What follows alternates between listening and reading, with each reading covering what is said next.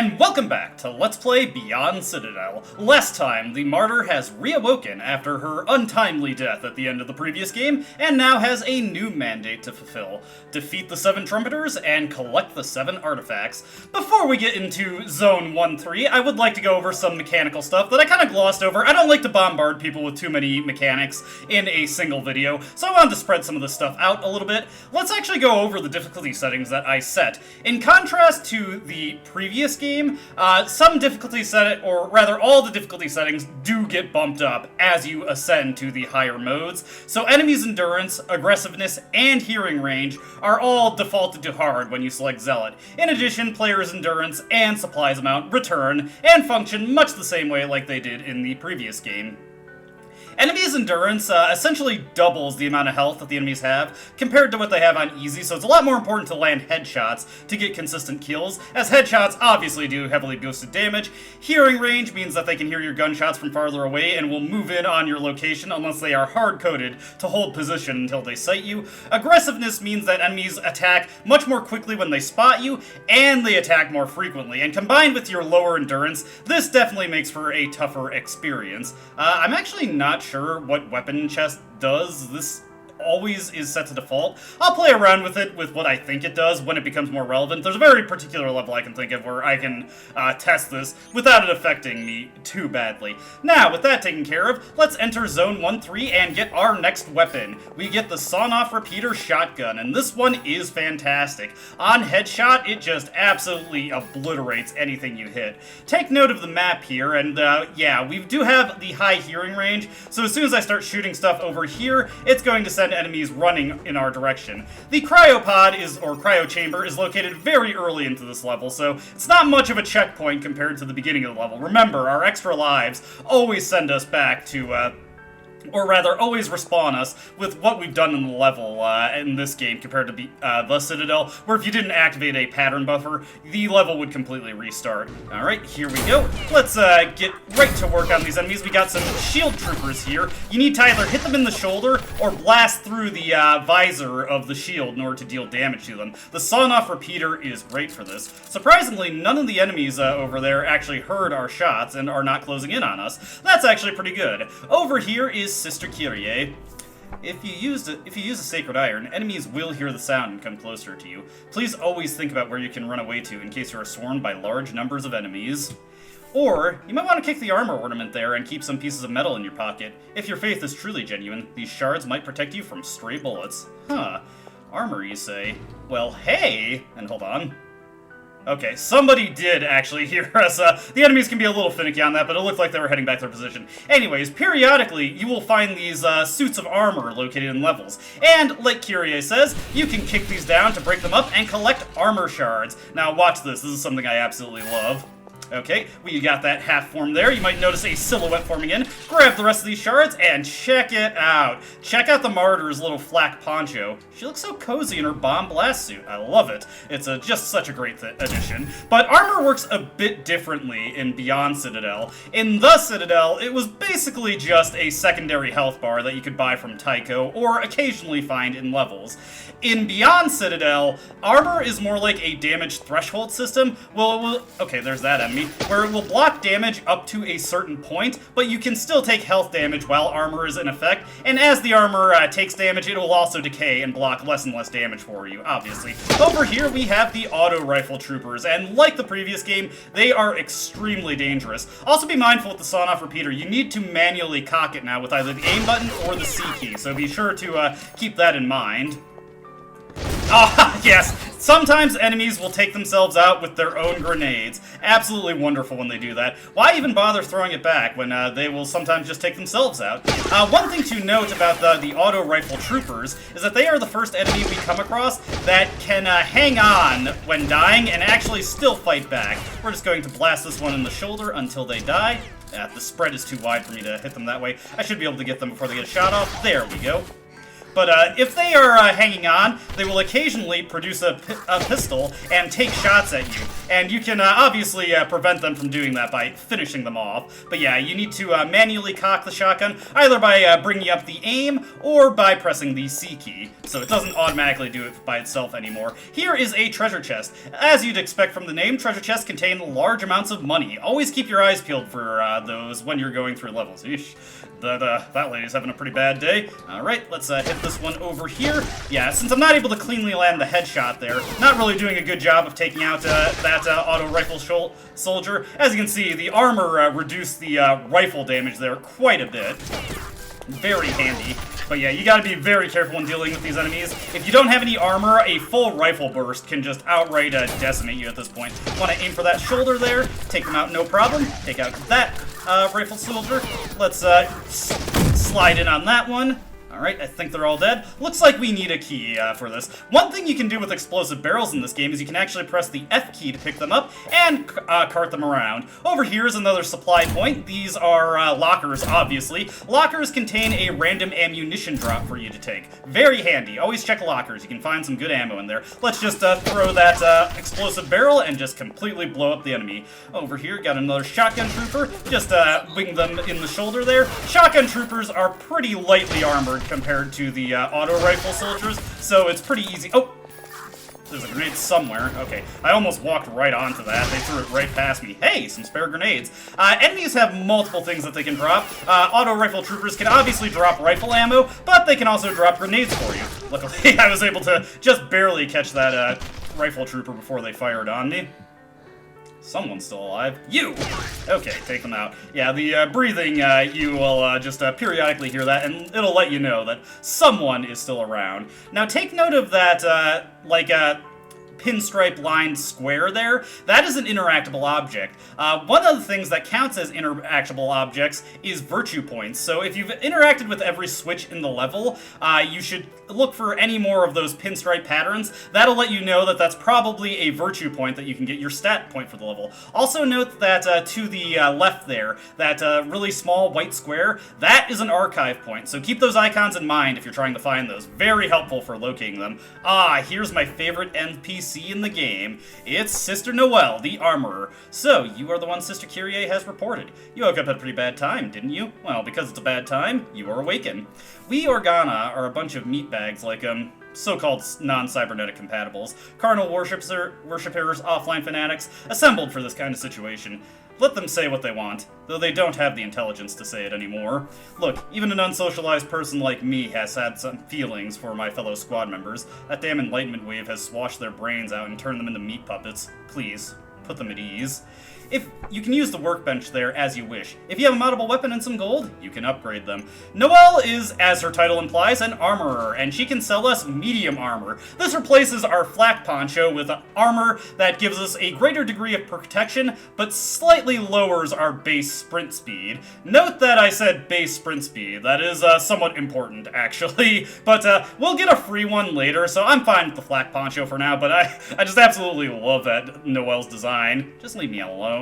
Look at her. She's so tiny. She's like a Fumo in a mecha suit. It's ridiculous, but I love it. Anyways, she just drew our attention to a workbench. Instead of buying weapon mods from anyone, we can use our gold at workbenches to purchase mods for our weapons. Don't ask me how that works, that's just how it goes in this game. Let's buy the extension tube for our sawn-off repeater, which now allows us to load 10 shells into it. We can also use our repair fragments here to improve the condition of our guns. 5 repair fragments to 5% back to your weapons. Since we're not fighting too many mechanical enemies at this point, we don't have too many repair fragments, though you can also find them in supply boxes, which we'll see plenty of times throughout this game. Anyways, let's move on from that. I don't have enough money to buy any other mods, so it's not really worth my time to do anything else with that bench. There are a bunch of weapons that I actually want to buy modifications for, but I don't actually have them at this particular moment in time. Let's make our way over to that key icon, as well as the virtue point. heading down this way, we get another shop, and here is the third and second to last sister that is available for us to buy supplies from. Sister Colette, Supply Officer. Looks like she's a shotgun trooper. This may sound like nitpicking, but you shouldn't throw magazines away if it is unnecessary. A magazine is a precise instrument, and if you throw it, it will break. The backpack you're carrying has the function of automatically loading ammunition into a spare magazine. You should make full use of it. But that can't be said if the enemy is close to us. Be flexible. Sister Colette, Supply Officer. I'm pleased to make your acquaintance. Sister Colette is very to the point and very business-oriented. She sells us spare magazines as well as speed loaders for stuff like the Snub Magnum, as well as the sawn-off shotgun. Not stuff I really care to buy, but it is there if you want it. There will be a point where I do actually want to buy spare mags for a particular weapon when we happen to grab it, because it's a while before we find any of those magazines naturally. Otherwise, you mostly get the magazines for your weapons and don't often have to buy them from Colette, unless you happen to do a lot of speed loading early on and destroy a bunch of your spare magazines. Mostly if I'm buying anything from Colette, it's ammunition. Though, like I said, there is one gun where it'll be a while before we find any magazines for it. In that case, I will purchase some from Colette. Note that we can also load slug rounds into our sawn-off repeater, like we could in the Citadel, and this is actually quite a bit more useful in this game than it was in the Citadel, because there are enemies that are durable enough that don't just fall to normal shotgun blasts, but are heavily affected by slug rounds. And actually, this one right here, we can just fire that slug round down, and not have to worry about the weapon spread at all. Can I get this one's attention? No. So let's just lean in, take this one out, and then we can, oh, now they're coming out. I was gonna lean in and pop their head, but that was not necessary. Anyways, here's the virtue point. Since we're here, I may as well go over a couple things about the virtues, or rather describe some more stats, as well as some important things to note about the virtue points. One thing to note is that at a virtue pedestal, you can redistribute your stats however you like if you've invested them into something that you found out that you don't care for. I'm still gonna be, beelining towards maxing out my lust to make sure that my flak poncho just goes ever so further, but let's go over a couple more stats that we haven't gone over yet. Pride determines your max vitality, stamina, and the amount of lifeblood, increasing it by 25% per virtue point, up to 4, and when you reach the 4th point, you will have 48 max health, 48 stamina, and 48 on the food gauge. Pretty helpful. Greed determines your base movement speed. 1 point of greed increases that also by about 25%, I think, and at maximum greed, your base movement speed is equal to your base sprint speed. So there is no point to sprint anymore except for sliding, which you cannot do while you're still walking. This also has a funny interaction with a certain armor that we'll get later that I'll be sure to show off when we get it. I don't really redistribute my stats too often because I just don't really care to. I usually just stick with what I take, but there's one level in particular where redistributing your stats can be helpful, and the game also pretty overtly has an NPC there who just tells you that, oh, I forgot to grab the key, didn't I? Where is that again?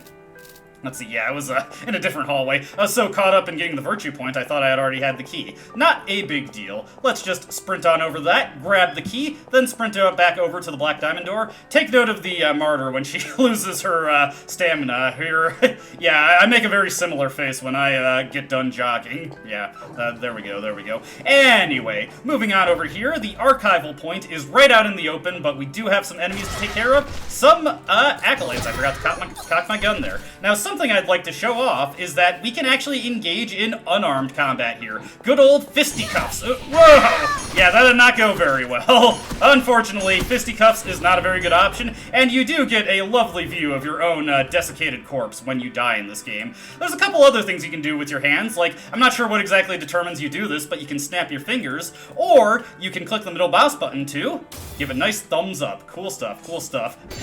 Alright, yeah, well played, well played. There we go. Also, one thing you can do in this game is that you can take off your helmet and play HUDless, but you can still use your weapons. In the Citadel, you could take your helmet off, but you could not use your weapons, so playing HUDless was not actually an option in that game. Let's redraw our weapon. We actually will be needing the Stormhawk pretty soon. I will want it coming up. All the gore here. I gotta say, having the martyr in the bottom left corner there really does just add to the whole experience. I feel like I'm watching a desensitized VTuber stream to live leak. Jesus. Okay, let's get to cover over here. We've got turrets on the other edge of the hall. When they spot spot you, they will take a little bit of time, and then they will start firing down the hall at you. This is one of the few situations where our carbine might come in handy. We need to quickly squeeze off a shot with no spread to try and take out that rifle trooper. I'd like to get the head there, having a little bit of trouble actually landing that.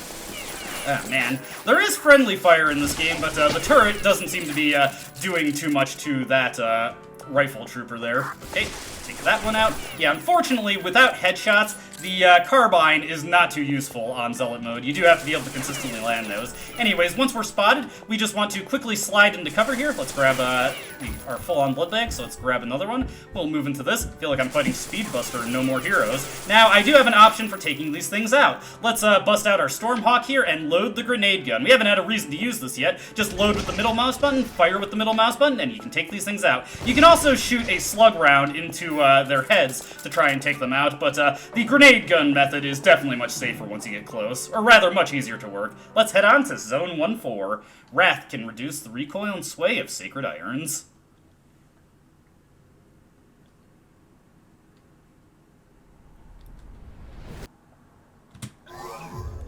Heading into Zone 1-4, we get a very whimsical soundtrack. I feel more like I'm in a N64 platformer like Glover or something, but that's neither here nor there. Let's get right into the fight. We've got tons of rifle troopers to deal with, so be careful coming into this level. Fortunately, they're not very good at accounting for ledges, so they're pretty easy to take out over those. Let's grab some spare ammo and not go through that door yet. We've got quite a few things to check out before we head over there. Ooh. Oh, no, whoa, whoa, whoa, whoa, whoa, whoa. Okay, that was scary. I got careless there. As I am wont to do. It's okay, we have extra lives, and I believe there's another cryo chamber in this level, so it's not the end of the world if I eat a few deaths. We can see some of the more lovely gore effects that we are subject to. Let's use up a blood bag and some food to fully top ourselves off, and we've got something coming up that is very, very tricky in, Zealot mode. I will actually want to preemptively load a grenade onto my, Stormhawk, or Storm Rifle, rather. And one thing I want to show off here is, falling into bottomless pits in Beyond Citadel. In the Citadel, this killed you like anything else would. But, or the Citadel, did I say that right? Well, in Beyond Citadel, instead, you just void out when you fall out, well, into the void. So you don't have to worry about dying. It's not a concern, death by platforming in this game. Now, to get over here, we want to run over this and throw that grenade. We want to hit one of them. Ideally, I hit both of them. If you're on lower difficulties, you can engage them in a straight fight and usually win, but that's not too realistic on Zealot mode, so I'd rather do this where I fire the grenades at them. Let's once again run over this. Sometimes your double jump does not register, so it's a bit tricky. You have to, it doesn't help that I'm trying to line up a shot to hit the enemy, so I'm making sure that I'm not going too far and landing on the platform with them, which would cause some serious problems. Yeah, I think I missed that one too. Let me give it another shot. If it's not working, maybe it, you know what, if there's only one of them, I might just be able to take him out with the shotgun, so let's do that instead, and just be careful. There we go. Yeah, it was a little scary. As you can see, without any armor to mitigate the damage, I'm super vulnerable to be taken out like that. Fortunately, auto rifle troopers in this game can also drop, let's see, I should be able to hit the headshot here, not too bad. Let's get a little height here, and I'm actually going to show off another mechanic here. By aiming and holding shift, we can hold our breath to completely eliminate, or well, mostly eliminate sway and muzzle kick from our weapons. Very useful technique. Keep it in mind that you can do that in a... Ooh, I almost got myself blown up there. Let's use the blood bag for safety. Ooh, whoa, whoa, whoa, whoa. Hey, hey, hey. Let me actually monitor where they are. Okay, right here. Gotta do that right fast. There we go. Yeah, a little tricky to fight from that elevation. But over here is the archival file for this level, The Old Days. Nice little high-res picture of Sister Colette. I appreciate that. Anyways, moving on. Now we can actually get on to what we need to. Very easy to miss that archival file. Fortunately, the Virtue Point is more directly on the way. One thing to note, you may have noticed I really quickly cocked the gun there. You can slam fire in this game by immediately hitting the right click as you have just fired the shot. Much faster than just cocking after the shot has gone out, but it takes a little bit more finesse to pull off, and yeesh, just so much damage. Like I said, these rifle troopers are absolutely devastating. Oh, oh, whoa. Poking out a little bit too much there. There we go. Not too bad, not too bad. Oh, that one's mostly taken out. Just hit him. See? Yes! Managed to wing him with one of the pellets. Always be mindful when going into a new room. Make sure nothing is on the ground above you.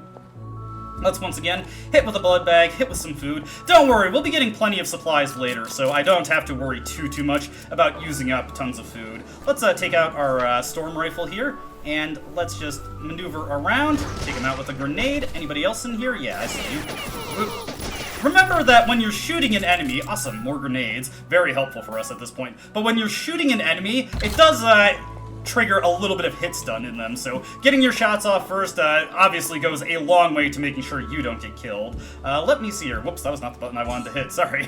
I wanted to show off, do I have any throwing knives? It does not look like that I do. Unfortunate. Let's take out our snub magnum again. Get more chances to use this. Not a very good weapon, but while it still is at least somewhat competitive, we may as well give it a shot.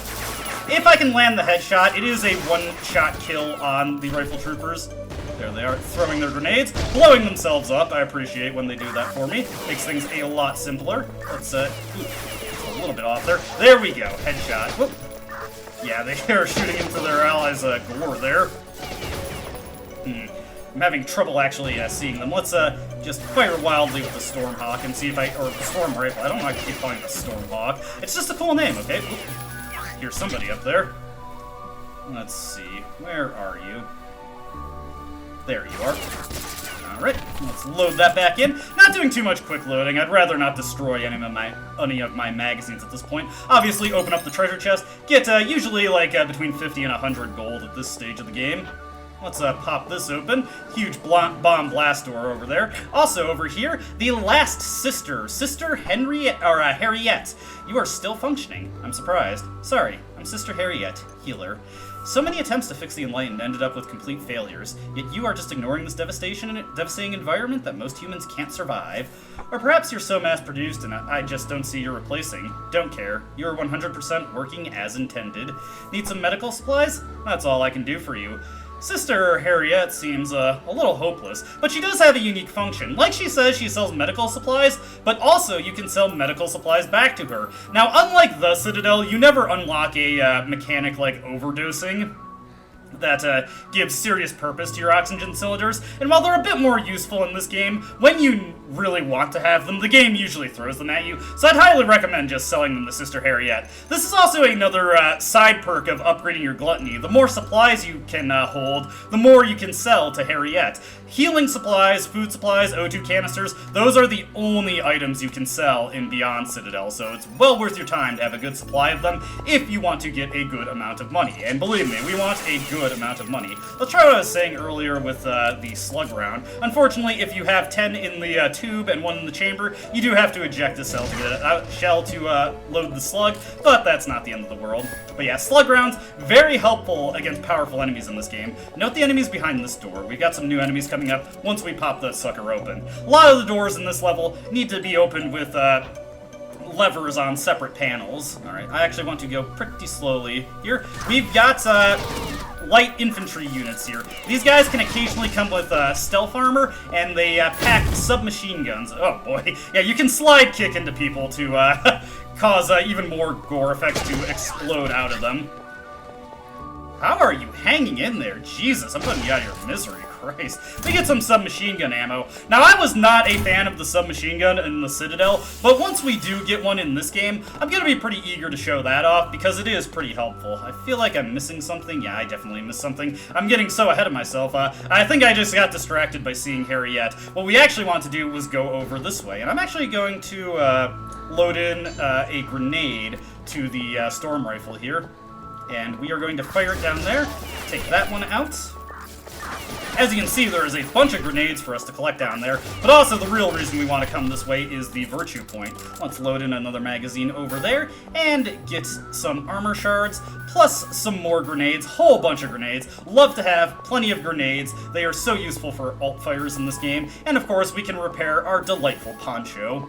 We're just looking a little bit more cozy. Unfortunately, the poncho does not reflect on your appearance when you look down, which is kind of a shame, honestly. Anyways, virtue point for this level. Let's go over a couple more stats. Envy determines your weapon's chance of malfunction and also reduces the chance of losing thrown magazines by 25%. Note that there is a chance that thrown magazines, even now, will not break, so I think the default chance is just 25% that they won't break, and presumably at 3 Envy they'll never break, but I haven't really tested that, so don't quote me on that. The more useful effect, in my opinion, is reducing the chance of malfunction. Without any Envy, your weapons start malfunctioning around like 75% condition, and it can become a frequent problem. Wrath is one we've been told about very frequently. This simply reduces muzzle jump, recoil, and weapon slay. Very helpful for weapons that are rich in those qualities. And since we've just got one more, I may as well tell you what Sloth does. Sloth determines the recovery upper limit of lifeblood and recovery speed of stamina. It might also reduce the rate at which your food gauge goes down, but I'm not sure on that. The recovery upper limit of lifeblood is a little confusing, but basically, Sloth gives you a slight HP regen that is faster the lower your health is, but at max Sloth, you have a pretty persistent amount of HP regen that's constantly going, so it's a nice way to pad out your blood bag supplies if you're taking a lot of damage. Like I said, though, I want a beeline for Lust. I'll probably put a point into Gluttony when we get into Zone 2-1, but that's a little ways off. Hitting that panel right there will allow us to bring down that platform, and then hitting this one will take us back up. There we go. Now we can move on with the level as intended. Let's see. Go back out into this window on this platform.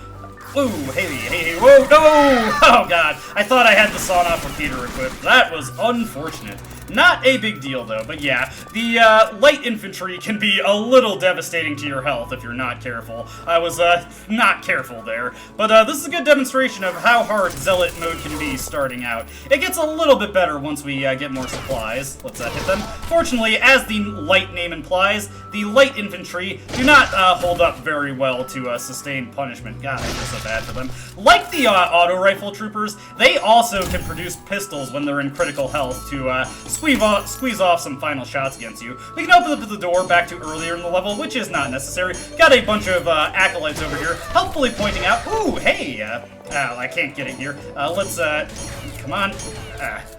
Just try and do. Yeah, they like to juke back and forth, and I'm very stupid, so I'm not very good at tracking them. But we do get some throwing knives. Throwing knives are complete garbage, but I may as well show them off, or try to show them off anyway. So many treasure chests. I'm just, absolutely loving it here. Looks like there's Kyrie over there, but we don't have a direct way to reach her. We're just gonna have to head through this opening in the mesh, and let's throw a throwing knife. I actually landed a headshot there. Throwing knives are very slow, and on armored units, even headshots do not take enemies out, but I guess they work fine enough against acolytes. Let's get out our storm rifle here, equip a grenade, and just fire that into that sucker over there. Let's hit this exploding barrel.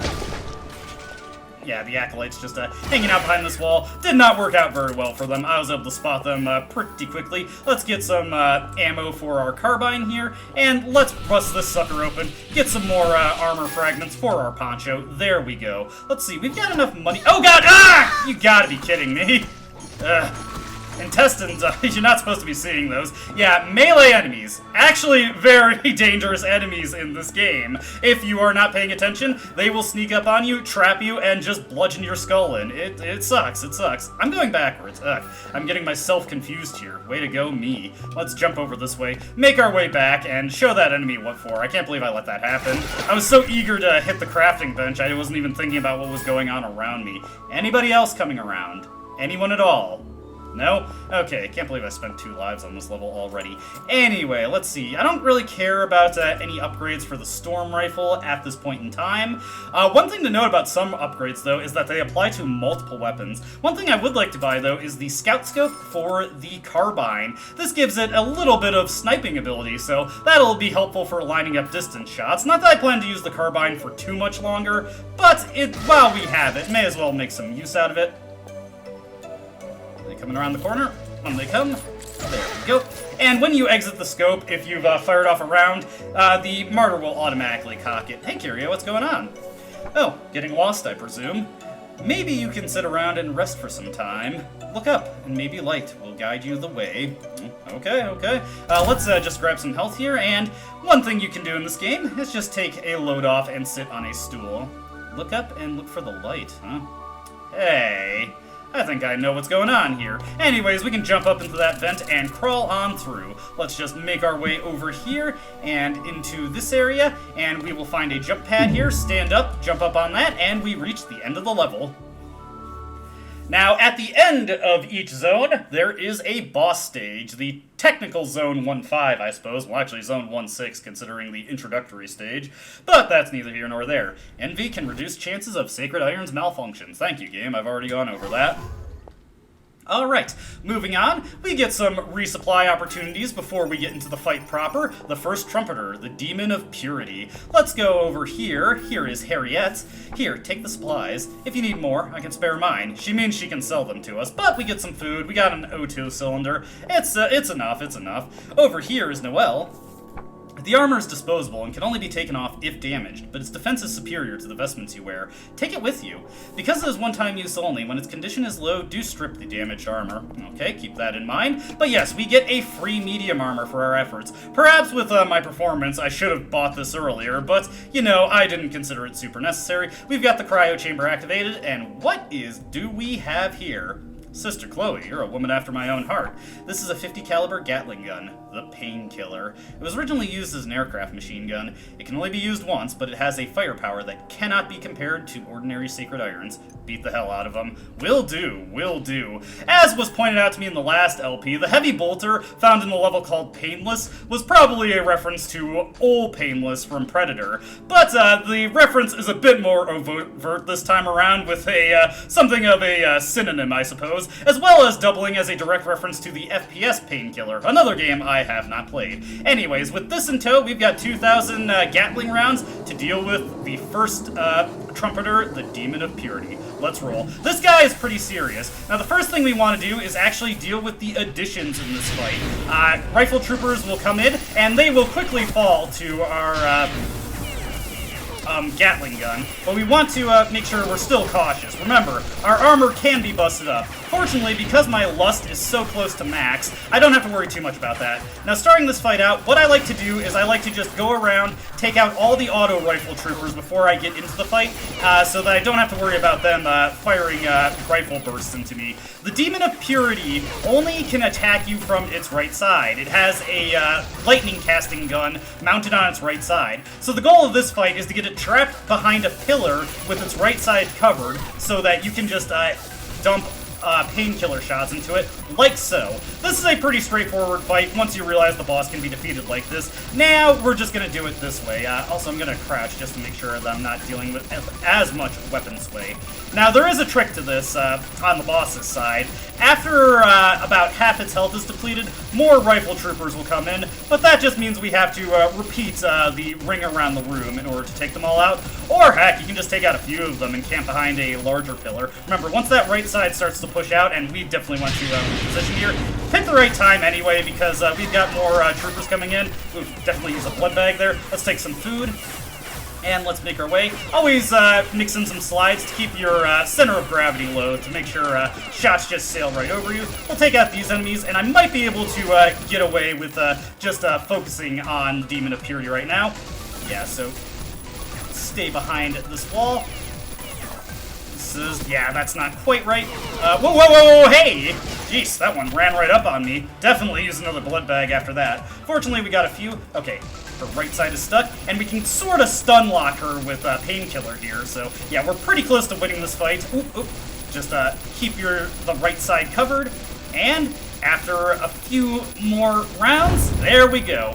When the demon is defeated, all enemies will be cleansed by its explosion. All right. Oof. That was quite the battle there. That's quite the anatomy on that thing. Once again, all I have to ask is, how are you hanging in there? Good job. Also die. Okay, anyway. Hey, what's this? We got a walkie-talkie. Activate the purification device. Cleanse the land, tainted by their foul blood. Okay, purification device, you say. I wonder. You know, that tone sounds a little familiar.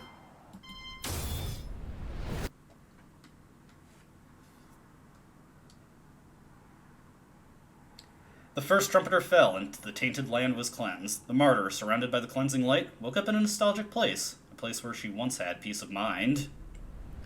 And after the boss fight, we get the secret zone. Seem to be in some kind of void. This kind of looks like someone's door to someone's home, honestly. Hey, Alulu! Good to see you in one piece, sister. And you kept the promise. Thank you so much. You brought me what once belongs to us. If you grant me another wish, could you please keep it with you? Since I can't hold it by myself, please take good care of it. Think of it as me. Never let them have this. It's a promise, sis. And please go. Your friends are waiting. Nice to know that even the martyr has friends. Anyways, this little tea set with the cakes allows you to fully restore your health, stamina, and food gauge. Very nice. Huh. Some arms. I can take a guess about what happened to Alulu. Anyways, over here we've got a washing machine. No comment. Over here we've got a refrigerator with some canned food. Pop that sucker open and yummy. In the freezer, got another canned food. Occasionally you can also find a beer can in these. It's random what gets spawned. Another place to sit if you so desire. I do not desire. And a piano. Not something we can play, though. Well, before we head out of here, I think I just need to give Alulu some encouragement with his current state of affairs. Alulu, you are doing amazing. Can I snap for you? There we go. All right, let's get out of here. I've had my fun. I'm leaving the place where I used to live. Reluctantly, yes, but the artifact he entrusted to me is of utmost importance. This is why I have come down to this planet again. These frivolous trumpeters are just stopovers. We're actually getting some insight into the martyr's thoughts this game. Hey, it's Atla! It's been a while since we've seen her. Now I see you are the one. Did Argandea suffer enough before its end? It deserved it, considering what it has done so far. And well done! I activated 4 synthetic angels on the news of your return. They will surely help you on your quest. 6 more. If we bury 6 more of these trumpeters, we will win this war. As long as we have you, our greatest weapon, we will win. Rely on you, martyr. So, funnily enough, Atla was the only one who didn't recognize the martyr as who she was. Granted, yeah, I guess it's easy to figure that they just aren't around when they got completely vaporized. Hey, Colette! You must be cold dressed like that. I brought you another vestment. Here, this is your finest one, isn't it? Well, she's talking about what's a little bit past her. On that dress mannequin, hey! It's the Cloth of Faith. The, martyr's signature half an outfit. Belt strap and everything. So, hey, at least we have a shirt now. Halfway to an outfit, halfway to an outfit. Not really much of a warmth upgrade over the underwear outfit, but I guess it's important to keep your core warm also. Over here is Chloe. No way. Are they real? I've never heard that there are still some remaining angels. It seems the world hasn't left us yet. Seems like Chloe is a true believer. Over here is Noelle.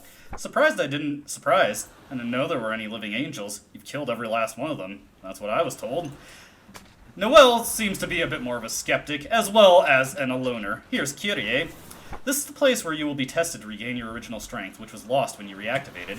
It will be opened up in sequence according to the progress of your journey. Why not take a peek? This is the location of the EX levels, as well as our first whetstone. Whetstones increase the damage of your melee weapons, aka are completely useless, but they're collectible to grab, so I will get them all. But instead of having bonus levels, Beyond Citadel has EX levels. After you clear an act, a new EX level will open up for you to go into.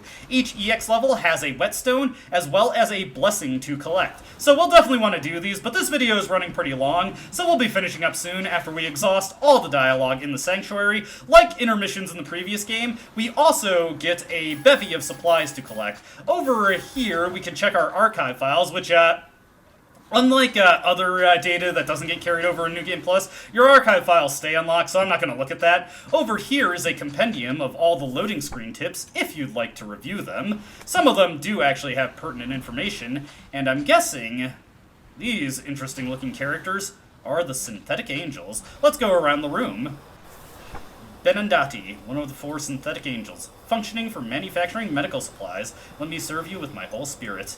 Your return and the elimination of one of the trumpeters. Such good news has not been heard for a long time.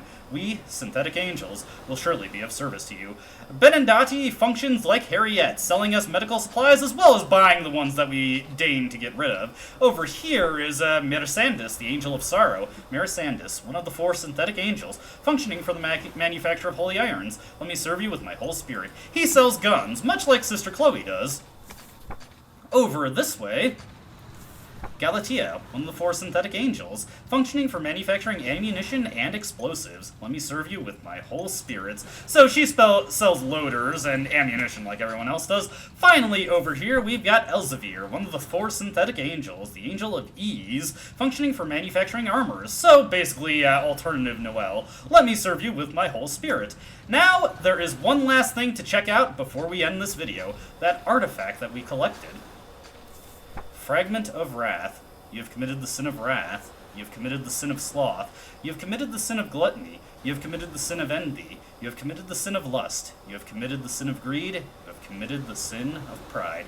Therefore I have torn your arms. Therefore I have torn your legs. Therefore I have torn your intestines. Therefore I have gouged out your eyes. Therefore I have torn out your genitals. Therefore I have torn out your lungs. Therefore I have torn your soul apart, so that you can never swing your fist again, so that you can never rest again, never again to taste your bread again, never again to aim high, never again to get pleasure, never again to speak, never again to have dignity, never again to commit a sin. Gruesome, gruesome. But yes, every artifact has an associated bit of, well, not exactly lore, but it's certainly creepy nevertheless.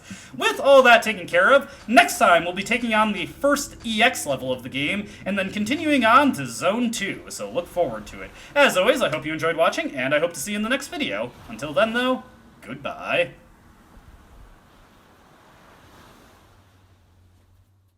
I don't dispute the doubts you've outlined, but it's my right to waste your time.